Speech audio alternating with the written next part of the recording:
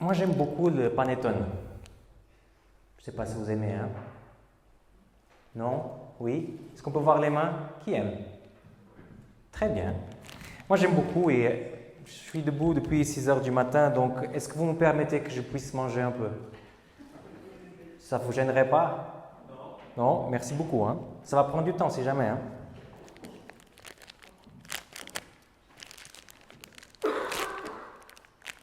Mais c'est pas une blague, je vais vraiment manger, hein?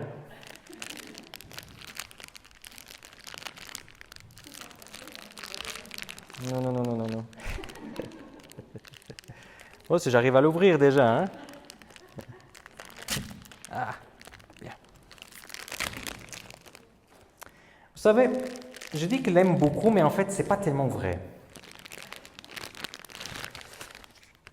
Parce que bien que j'aime beaucoup ce qui est la pâte,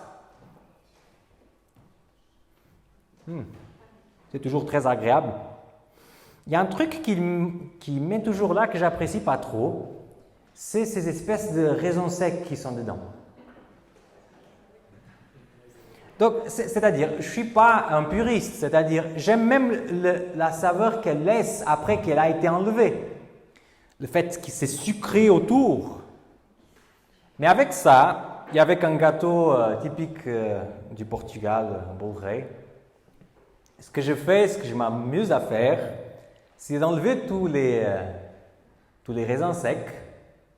Et là, oui, c'est bon. Là, je peux manger mon panettone. Mais ça me met devant un petit souci. C'est que finalement, si je mange que la pâte, mais je ne mange pas les raisins secs, ma première phrase est complètement incorrecte. Je ne peux pas dire que j'aime le panettone. En fait, ce que j'aime, c'est juste une partie. L'autre, je l'enlève comme ça. Je vais même le faire. Je le mets à côté parce que cela ne m'intéresse pas. Et là, je m'amuse à le manger. Il y a quelqu'un dans la salle qui peut dire Amen avec moi, qui fait la même chose. Ok, donc je ne suis pas seul au monde, ça c'est déjà bien. Bien que cela que je viens de vous montrer est assez rigolo, bien sûr, on est dans un culte, dans une église, ce n'est pas juste une blague pour une blague. Il y a quelque chose derrière. Parce que je pense que dans nos relations en général, on peut vivre ça. C'est-à-dire que ce qui m'intéresse chez l'autre, je le prends, et ce qui ne m'intéresse pas, je l'enlève et je le laisse de côté. C'est quelque chose de très humain, de prendre ce qu'on aime et de laisser de côté ce qu'on n'aime pas. D'ailleurs, les enfants, dès qu'ils commencent à prendre la fourchette et à manger, c'est exactement ce qu'ils font. Vous avez déjà vu ces enfants dans les camps qu'on met un riz avec des petits pois et qui vont prendre au millimètre tous les petits pois de côté pour pouvoir manger le riz? C'est rigolo. Et des fois, on fait exactement la même chose avec les personnes. Mais le pire, c'est que je pense qu'on fait aussi avec Dieu. Il y a une partie de Dieu qui m'intéresse, qui est sympa, le fait qu'il est bon, le fait qu'il est créateur, le fait qu'il est mon meilleur ami, qu'il a donné sa vie pour moi. Tout ça, c'est très intéressant, c'est bon à manger, c'est même digestif. Mais il y a une partie que je me regarde et je me dis « Ah, mais non, quand même pas ça !» Donc, on pense que cet exercice que j'ai fait entre le raisin sec et le panettone, c'est possible de faire avec des personnes, c'est possible à faire avec Dieu. Alors, en ayant cette idée en tête, ouvrons nos Bibles. Alors, chauffez d'abord vos doigts parce que vous allez utiliser beaucoup la Bible aujourd'hui. Et prenez vos Bibles dans le livre de la Genèse. Donc, on commence au début, donc ça va être facile à trouver. Genèse chapitre 4 et le verset 2. Ok? Genèse 4, verset 2. Et on va entrer plein dedans dans une histoire très connue. Une histoire même qu'on commence pour raconter à nos enfants, tellement elle semble un peu irréaliste. Hein? Et bien sûr, je crois que ces histoires, en fait, ce sont des choses qui se sont passées. Et ici, on trouve l'histoire de Caïn et Abel. Chapitre 4, verset 2, il est écrit ainsi. « J'ai produit un homme avec le Seigneur. Il mit encore au monde Abel, son frère, Abel devint berger de petit bétail, et Caïn, cultivateur. » Donc on a Caïn d'un côté. Qu'est-ce qu'il faisait Caïn? Cultivateur. Comment on appelle ça aujourd'hui? Agriculteur. Ok, paysan. Ouais. Et de l'autre côté, on a Abel. Qu'est-ce qu'Abel fait? Les bergers. Il y a du bétail, en fait. Mais vous savez, si je regardais les deux, je pense que ce serait plutôt pote avec Caïn. Pas exactement avec Abel. Caïn, c'était quelqu'un qui faisait les choses. Il pensait à une chose, il allait la faire. Comme tous les agriculteurs. Les choses ne poussent pas juste comme ça. Il faut travailler, il faut bosser. Et quand Caïn voulait faire quelque chose, c'était quelqu'un qui transpirait et qui allait faire la chose. Quelqu'un qui se mettait de tout cœur dans les choses qu'il faisait. Ça, c'est le Caïn de la Bible. En effet, quand on pense à lui, on ne pense pas vraiment à ça, mais en fait, il était un bosseur. Le premier des bosseurs, peut-être le père de tous les bosseurs, parce que c'est le premier, d'après la Bible, qu'après le Jardin d'Éden, commence à bosser vraiment. Et après, on a Abel. Abel veut dire en hébreu vapeur, air, soupir. Peut-être ce qu'aujourd'hui on appellerait une tête en air. Celui n'était pas tellement comme son frère, parce que son travail de berger était plutôt calme. Des fois, il s'endormait en bas d'un arbre, et quand il se réveillait, les animaux étaient déjà loin, et là, il courait un peu pour les rattraper. Mais ce n'était pas le bosseur. Et son propre nom exprime qu'il était toujours un peu dans une dimension différente. Il y a des théologiens qui pensent autrement, mais en tout cas, c'est une des possibilités. Mais vous connaissez très bien l'histoire. Il y a un moment que les deux viennent se présenter à Dieu, et chacun va amener ce qu'il avait produit. Caïn avec quoi? Des légumes, des aliments bio. Et Abel qui vient avec quoi? Un agneau aussi, élevé à plein air, bio. Pourtant, l'histoire nous dit qu'en fait, Dieu va être content d'un sacrifice et de l'autre non. Et ça, je ne comprends pas. Parce que les deux, il y avait de l'effort. On peut même soupçonner qu'il y avait plus d'effort du côté de Caïn, si vous êtes bien d'accord. En tout cas, ceux qui ont touché la terre savent bien que c'est difficile. Mais en fait, Dieu va dire, écoute, Caïn, non, ce que tu fais, ça ne m'intéresse pas. Abel, tu as bien fait. J'ai une question pour vous. Comment il pouvait savoir ça?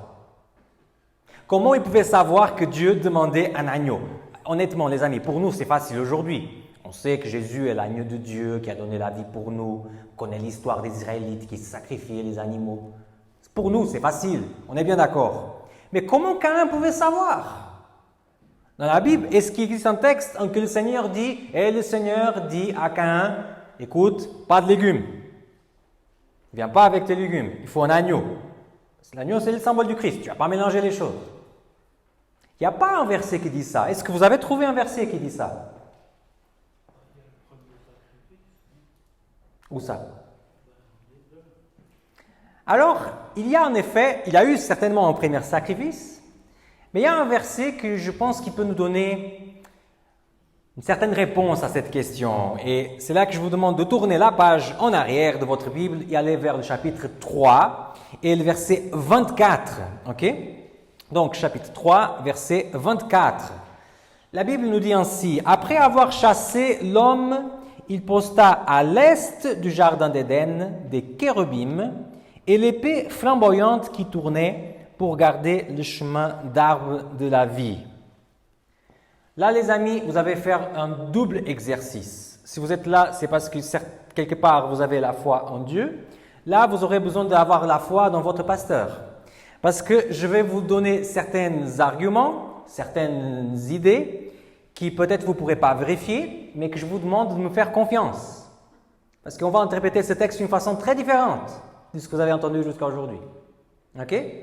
Vous êtes prêts? Sinon, je passe au chapitre d'après. On peut faire comme ça? Très bien, on y va alors. Donc, le texte nous dit qu'il y avait une sorte de porte dans le jardin qui était à est. Pourquoi à est? Ça pourrait être à nord, sud. Pourquoi à est? Pourquoi Moïse, quand il écrivait ça, il va se dire non, je vais mettre que la porte c'était à est. Première chose, quand vous imaginez le temple que Moïse a bâti, l'autel, il était à est. Ok? D'ailleurs, l'Église catholique a copié ça et normalement les églises catholiques sont orientées avec la porte vers est. Ok? Donc, est, c'est l'endroit de l'autel. Après, le texte nous dit qu'il y a des personnes qui sont là. Qui sont ces personnes selon la Bible? Des chérubins. J'ai toujours trouvé des francophones qui m'ont dit chérubin, chérubin. Qu'est-ce qu'il faut dire en Suisse? Chérubin. Très bien. Il y a des chérubins. Qu'est-ce que c'est un chérubin? Un ange avec une particularité? Ouais, en fait, un chérubin, c'est par définition biblique un ange avec 2 ailes. S'il avait 6, il serait un séraphin. Mais si vous allez dans l'hébreu, c'est là qu'il faut me faire confiance. Marcel Ladislas va venir un jour ici, vous pouvez le demander. Chérubin à la base veut dire être de prière. Un être de prière. Donc, à l'est, l'endroit où plus tard c'était l'endroit de l'autel, il y a des chérubins, des anges qui sont en effet des êtres de prière. Il y a un truc hyper bizarre dans le texte. Il dit qu'il y a une épée flamboyante. C'est quoi ça? C'est comme un Star Wars, le truc là. C'est quoi une épée flamboyante? En effet, je suis allé voir et le mot qui exprime ça, c'est en fait un mot qui peut être traduit par le couteau de la cuisine. Épée flamboyante, c'est aussi une chose qui, c'est pas une mauvaise traduction, ok? Mais en effet, c'est tout simplement un couteau de cuisine. Je ne sais pas le mot en français, mais si je vous dis couteau, ce n'est pas tellement juste. C'est ces sortes de haches qu'on utilise en cuisine pour couper la viande. Couteau en portugais. Voilà, vous faites l'image. Donc, à l'est, là où devrait être l'autel, là où on faisait les sacrifices, avec des êtres célestes, c'est-à-dire des chérubins, qui sont en effet des êtres de prière, et avec une épée ou un couteau, tout simplement dans la main. Les amis, ça, c'est la base d'un sacrifice dans la Bible. Donc, Caïn savait très bien comment il devrait faire ces sacrifices. Parce qu'en effet, depuis qu'ils ont été sortis du jardin d'Éden, il y avait des êtres célestes qui étaient là pour enseigner, pour montrer la voie. Et c'est encore intéressant parce que le texte nous dit encore que ces chérubins avaient une autre fonction, c'était de garder le chemin de l'arbre de la vie. Garder le chemin. Intéressant. Parce qu'ils étaient là avec des armes. En fait, le traducteur, c'est comme ça qu'il a pensé. C'est pour ça qu'il a dit une épée flamboyante. Ils étaient là comme des gardes du corps, personne ne peut passer. Mais en effet, le mot « garder » en hébreu veut dire marquer, préserver. C'est-à-dire qu'ils étaient là pour continuer à montrer aux êtres de la terre quel était le chemin vers l'arbre de la vie. Et le chemin, c'est par le sacrifice. C'est l'évangile pur dur dans le 3e chapitre de la Genèse. Et bien sûr que Caïn, Abel, Adam, Ève, Seth et tout ce qui vont venir après, avant le déluge, savaient exactement quel était le chemin vers l'arbre de la vie. Et le chemin vers l'arbre de la vie, c'était le sacrifice. Ce n'est pas anodin qu'en Apocalypse 22, 14, on va dire que c'est le sang du Christ qui ouvre le chemin vers l'arbre de la vie. Trop théologique? Ça va? On va venir plus soft à partir de maintenant. Hein? Mais ce qui est intéressant, c'est que malgré toutes les informations que Caïn avait, il s'est dit non, raison sec, non, je ne prends pas ça, je mets de côté, je fais comme je veux, panettone sans raison sec. Et certainement que le Seigneur va aimer, c'est le fruit de mon effort, c'est ma transpiration, et regardez la taille de ces courgettes, il va adorer. Mais en effet, bien qu'il avait de très bonnes intentions au pas, on ne sait pas, on ne connaît pas le cœur de Caïn, il y a quelque part chez Caïn le souhait de dire « oui, mais comme je veux ». Pas ta volonté soit faite, ma volonté soit faite. Et c'est pour ça que le Seigneur a dû dire « écoute mon ami, mais ce n'est pas comme ça que ça fonctionne, en effet. » C'est pas comme ça. Et on peut penser que Dieu est un Dieu dur, de se dire « ah, pourquoi il n'a pas accepté le truc de Caïn ?» Mais si j'arrive auprès de mon épouse et je dis, écoute, je veux t'aimer, je vais être ton mari, mais voilà, on ne va pas habiter ensemble et j'aurai d'autres femmes, mais je suis ton mari, hein, t'inquiète. Ça ne marche pas. On ne peut pas prendre la réalité et dire, je vais faire comme je veux à ma sauce et appeler la même chose. Ça ne marche pas. En tout cas, bibliquement, ça ne marche pas. Il y a aussi un autre personnage intéressant, s'appelle Salomon. Le roi Salomon, symbole de sagesse encore aujourd'hui. On ne sait pas exactement comment est-ce qu'il a commencé à régner, mais on sait qu'il a régné pendant 40 ans. Ça, c'est juste impressionnant. Hein? Moi, j'ai 32, donc je ne sais pas qu'est-ce que c'est vivre sur Terre 40 ans. Mais en effet, Salomon, il a régné pendant 40 ans, auxquels 20 ans, il a consacré à la construction du temple. Sacrée entreprise, ce qu'il a fait. Il est connu par la sagesse, mais il y a toujours un mais pour Salomon, ce qui est dommage. Ouvrez la Bible avec moi. Un roi, donc on avance vers le Nouveau Testament. Donc, un roi, chapitre 11 et le verset 1er et 2e. Alors, un roi, chapitre 11, versets 1 et 2. Alors, le texte biblique nous dit comme ça. « Mais le roi Salomon avait aimé beaucoup de femmes étrangères, autres que la fille du Pharaon, des Moabites, des Ammonites, des Édomites, des Sidoniennes, des Hittites, venant des nations au sujet desquelles le Seigneur avait dit aux Israélites, « Vous n'irez pas chez eux et ils ne viendront pas chez vous. Ils inclineraient à coup sur votre cœur vers leur Dieu. » C'est à eux que Salomon s'attacha, entraîné par l'amour. Salomon se tourne vers Dieu et dit, « T'inquiète Seigneur, je gère, hein?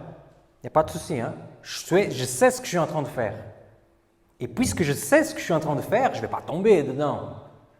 Là, j'ai tous les alarmes allumées, donc il n'y a pas de souci. Il n'y aura pas de problème. » Mais en effet, ce que Salomon il a dû faire, c'est que il s'est dit qu'il pouvait faire d'une façon différente de ce que le Seigneur avait proposé. Il s'est dit qu'il pouvait juste accepter une partie de ce que Dieu l'avait proposé. Pourtant, Salomon, c'était quelqu'un de fidèle, quelqu'un qui était dévoué au Seigneur comme pas possible, un engagement impressionnant envers le Seigneur. Lui, il avait construit le temple pour adorer l'Éternel. Mais il s'est dit dans quelque chose dans sa vie, « T'inquiète Seigneur, je fais à ma sauce, ça va être bien, fais-moi confiance. » Et malheureusement était à côté. Encore un exemple, quelqu'un qu'on connaît très bien, Judas. J'ai bien prononcé, oui, Judas. Judas n'est pas tellement le méchant qui en a toujours parlé, les amis. Prenez les évangiles, souvent c'est Pierre qui dit des choses stupides, c'est pas Judas. Judas, quand il dit quelque chose, c'est bien pensé, c'est bien réfléchi. Quand il dit à la femme qui venait de laisser tomber le parfum sur les pieds de Jésus, qu'est-ce qu'il a dit à cette femme? On pourrait prendre ça, vendre et donner aux pauvres. Mais c'est une bonne réflexion quand même. Laver les pieds avec du parfum, on est en Suisse, mais on ne fait pas ça. Hein?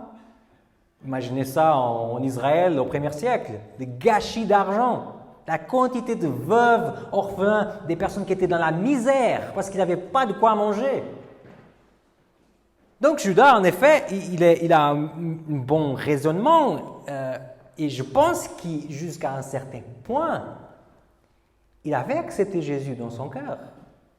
Certainement qu'il trouvait que Jésus était bien, que Jésus avait un bon message, qui était un bon philosophe, que ce qu'il proposait c'était bien pour une société de futur. Mais les amis, il y a quelque chose qu'il n'a pas voulu avaler. Ouvrez dans l'évangile de Jean, chapitre 13, quelque chose qui est très connecté avec ce qu'on va vivre plus tard dans cette cérémonie de Sainte Seine. Chapitre 13 de l'évangile de Jean et le verset 2. Il dit comme ça, « Pendant le dîner, alors que le diable a déjà mis au cœur de Judas, fils de Simon Iscariote, de le délivrer, Jésus, qui sait que le Père a tout remis entre ses mains, qu'il est sorti de Dieu et qu'il s'en va à Dieu, se lève de la table, se défait de ses vêtements, prend un linge qu'il attache comme un tablier. Puis il verse de l'eau dans une cuvette et se met à laver les pieds des disciples et à les essuyer avec le linge qui lui servait de tablier.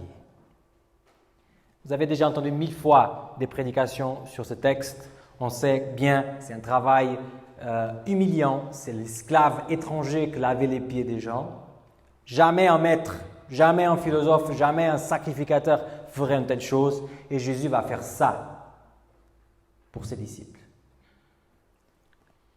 C'est intéressant que c'est là que Judas va prendre sa décision. Ce qui me donne l'impression, personnellement, que c'était la goutte chez Judas qui a fait transverser. Comment on dit ? Déborder, merci.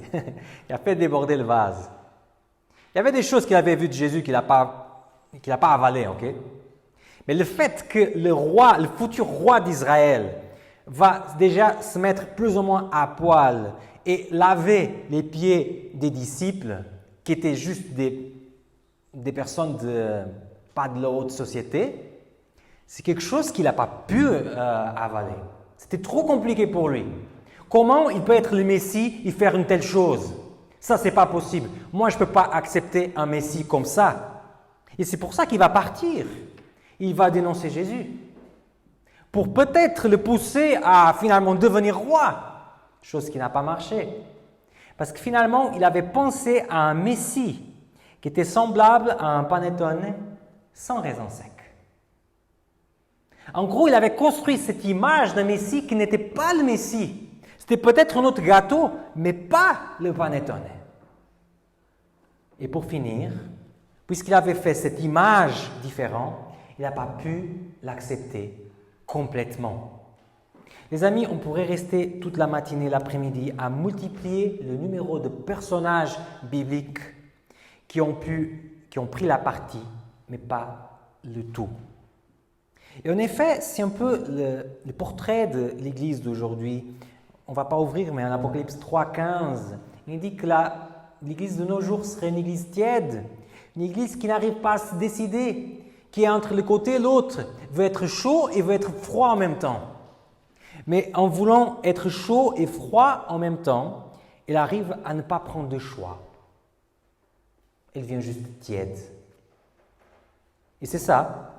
En effet, on pouvait dire que le moment en que l'Église a vraiment été ensemble, qui avait l'engagement parfait, c'est dans le livre des Actes. Mais vous savez bien qu'au chapitre 6, il y avait déjà des problèmes entre eux. Pourquoi ? Parce qu'ils étaient très chauds pour accepter le sang du Christ, mais pas tellement chauds pour accepter le partage les uns avec les autres. Le souci qu'on a tous en tant que chrétiens, c'est que quelque part, on vit une partie de ce qui est Jésus. On accepte une partie de ce qui est Jésus. Mais la partie qui ne nous intéresse pas, on la supprime et on utilise tous les arguments possibles pour justifier ce choix. Or, les amis, la cérémonie de Sainte Seine, c'est en fait une invitation à accepter le tout. Le corps et le sang du Christ. Si on fait ça, c'est pas parce que c'est rigolo, c'est un moment sympa, c'est bien de manger quelque chose, de grignoter quelque chose pendant le culte. C'est pas ça. L'idée, c'est vraiment de se dire, si j'en gère ces symboles, c'est que je veux que le Seigneur puisse être en entier dans mon cœur. C'est que j'arrête de faire ce petit jeu de je prends ce que j'aime et ce que j'aime pas, je vais relativiser. Je vais dire que c'est pas tellement comme ça. C'est de se dire non, je accepte le Jésus entier et je veux qu'il puisse vivre dans mon cœur. Et les amis qui aiment le Saint-Esprit, est-ce que ce n'est pas ça, avoir l'Esprit? Avoir Jésus qui vit dans notre cœur. Alors, je vous invite à vivre ce moment. Je vous rappelle que l'Église adventiste partage ce qu'on appelle la communion ouverte. C'est-à-dire que toutes les personnes qui sont là, dès qu'ils acceptent que Jésus est mort pour eux, ils peuvent partager notre Sainte Seine. Ils n'ont pas besoin d'être baptisés. Si vous vous en doutez, allez lire le manuel d'Église. Et une chose aussi que j'aimerais vous dire, la Sainte Seine, ce n'est pas pour des personnes parfaites. La seule condition qui pourrait t'empêcher de venir à cette table, c'est si tu ne comprends pas le sacrifice de Jésus. Et si tu es là, certainement, c'est parce que tu le comprends. Tu sais qu'il a donné sa vie pour toi, pour moi. Alors, ne laisse absolument rien qui t'empêche de venir ici et de dire avec ce symbole au Seigneur, je veux que tu puisses être là. Je veux que tu puisses régner là. Ne laisse pas ces voix qui te disent « tu n'es pas digne parce que tu fais ceci encore dans ta vie. Et tu as encore besoin de changer, de changer. » Non, non, non, non, les amis. Jésus n'est pas venu pour des personnes parfaites. Il est venu pour chercher celui qui était perdu. Et si tu veux venir, il n'y a personne qui va t'empêcher de venir prendre les symboles en cette table. Que ça soit clair, les amis. Il n'y a rien qui peut t'empêcher de venir prendre les symboles de la table. Alors, c'est le moment qu'on va se diviser, parce qu'on va aussi vivre ce moment de lavement de pieds, d'une façon symbolique aussi, parce que c'est une façon de se donner les uns aux autres. Donc, j'invite les personnes qui vont participer de descendre en bas. Vous connaissez les mœurs de l'église de la Chaux-de-Fonds. Moi, je suis comme ceux qui ne les connaissent pas, donc je vais descendre et je vais voir où est-ce que je vais me mettre. Mais ne vous inquiétez pas, on est une famille, donc on va facilement trouver comment faire. Après que vous avez terminé, vous pouvez monter pour nous rejoindre dans ce moment. Mais avant, il y aura encore un petit moment musical. Et dès que je parte, vous partirez après moi. OK? Alors, à tout de suite.